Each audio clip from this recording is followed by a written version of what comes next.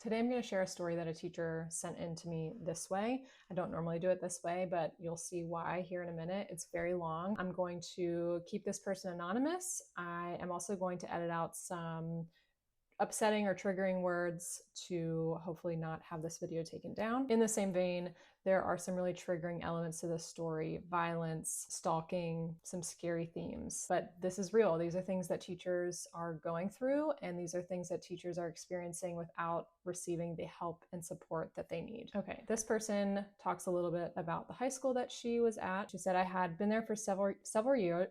That's a hard one. I had been there for several years and felt like I was really making a difference for our kids. One day in my math class, an athlete, I will call him Jimmy, approached me after class. The first day he actually came to class in weeks, despite being in the building every day. And he asked me to change his grade. I very nicely told him I couldn't change his grade. He had a 6% because he didn't do any of the work, but I would be happy to sit down with him and come up with a plan to catch him up.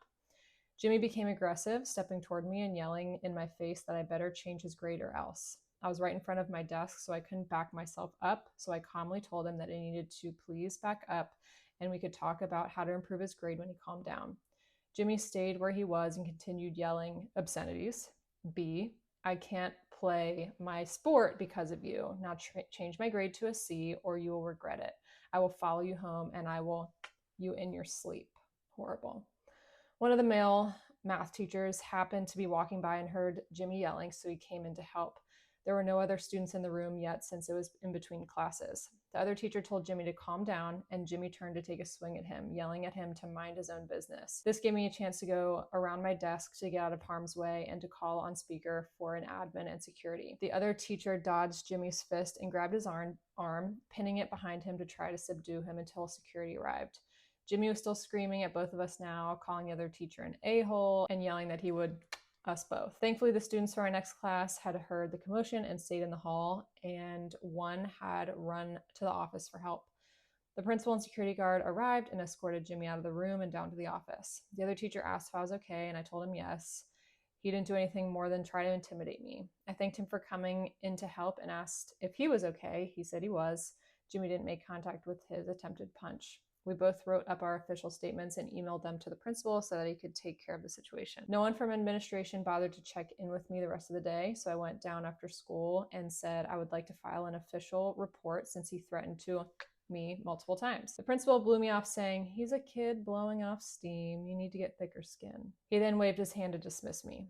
I explained that this student had already been suspended once for bringing a pew-pew to school the year before, so I felt that the threat was real and I would like Jimmy to be removed from my class, and I wanted to file an official report because threatening a teacher is considered a long-term suspension offense in our district. The principal told me I was overreacting, and since I was the adult, I should be able to handle situations like that without having to call admin. I was furious that my principal was blowing me off, so I drove to the police station and filed a police report. Good for this person. They, of course, said that they couldn't do anything about the threats since he hadn't acted on them, but they would take the report so it was on record. I went back to school the next day and found that Jimmy was still on my roster. I called his counselor to ask them when Jimmy would be removed, and the counselor knew nothing about it. I explained what had happened and told him I was not comfortable keeping Jimmy in my class after he had made multiple threats on my life. The counselor was appalled and said he would take care of it. The following day, Jimmy showed up to class again.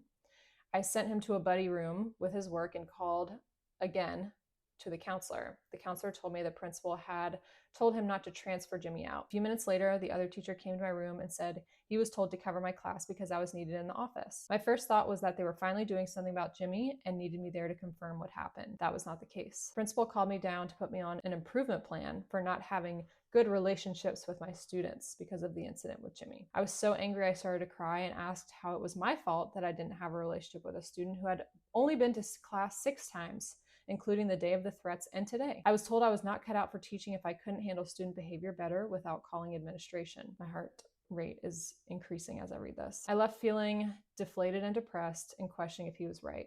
I went to the faculty restroom to gather myself before returning to class and then went through the rest of the day on autopilot. The next day, Jimmy was in class again. This was the most I had seen him all year. Jimmy had a menacing expression, and when he made eye contact with me on his way into the room, he made a finger pew-pew at me. I had arranged for a teacher to be a permanent buddy room for Jimmy for the rest of the year so he could go straight there and not come to my class at all. I also sent the teacher the work for the rest of the week and planned to send him the week's work every Monday. I informed Jimmy of this and sent him on his way with him laughing the entire time. That afternoon, when I pulled out of the parking lot, I noticed a car was following me. I had enough sense to take a picture of the car following me as I drove around the block and back into the entrance of the school. The car stayed behind me with every turn, including back into the school parking lot. I got out and looked at the car behind me as I went into the building and saw Jimmy behind the wheel.